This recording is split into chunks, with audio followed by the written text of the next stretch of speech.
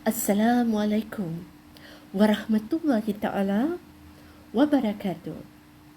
Apa khabar semua? Sihat ke? Diharapkan semoga you guys sentiasa berada di dalam keadaan yang sihat, sejahtera, rahmat, lindungan dan barakah Allah. Amin, amin ya mujib. Baiklah, di sini saya bakal berkongsikan dengan you guys semua kisah yang ditukil. Okey, antara kisah yang ditukil dari buku berikut ini. Kisah buku ini bertajuk Cinta Rasulullah SAW terhadap kanak-kanak. So, jom kita dengarkan bersama.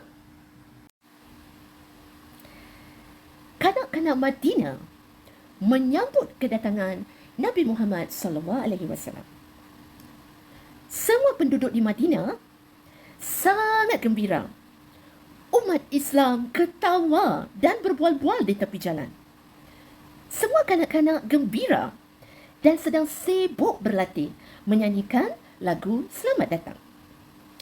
Setiap orang sedang membuat persiapan dan keluar dengan baju terbaik mereka untuk dipakai pada hari agung itu. Apakah yang akan berlaku pada hari yang agung itu? Ianya adalah satu peristiwa yang paling menggembirakan.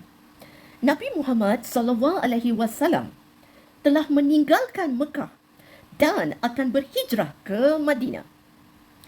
Itulah sebabnya semua orang begitu gembira. Mereka mahu waktu itu muncul segera agar Nabi Muhammad SAW datang segera. Akhirnya masa itu tiba juga. Rasulullah SAW tiba di Madinah. Sebaik sahaja mereka melihat baginda, kanak-kanak perempuan menyanyikan lagu selamat datang yang telah mereka sediakan dengan begitu rapi. Wajah-wajah mereka penuh keriangan dan kegembiraan. Sewaktu mereka menyanyikan lagu itu, melihat sambutan itu, Nabi Muhammad SAW sangat gembira. Baginda benar-benar terhibur dengan sambutan mereka dan baginda tahu kenapa kanak-kanak itu menyambutnya dengan lagu yang begitu indah. Sayangkah engkau padaku? Tanya baginda kepada mereka. Ya, jerit kanak-kanak itu dengan gembira.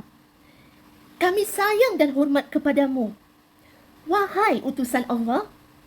Kanak-kanak itu sangat gembira bila Rasulullah SAW menjawab, aku juga menyayangi kamu semua. Kanak-kanak itu tersenyum lebar dan menjerit gembira menyambut Rasulullah SAW.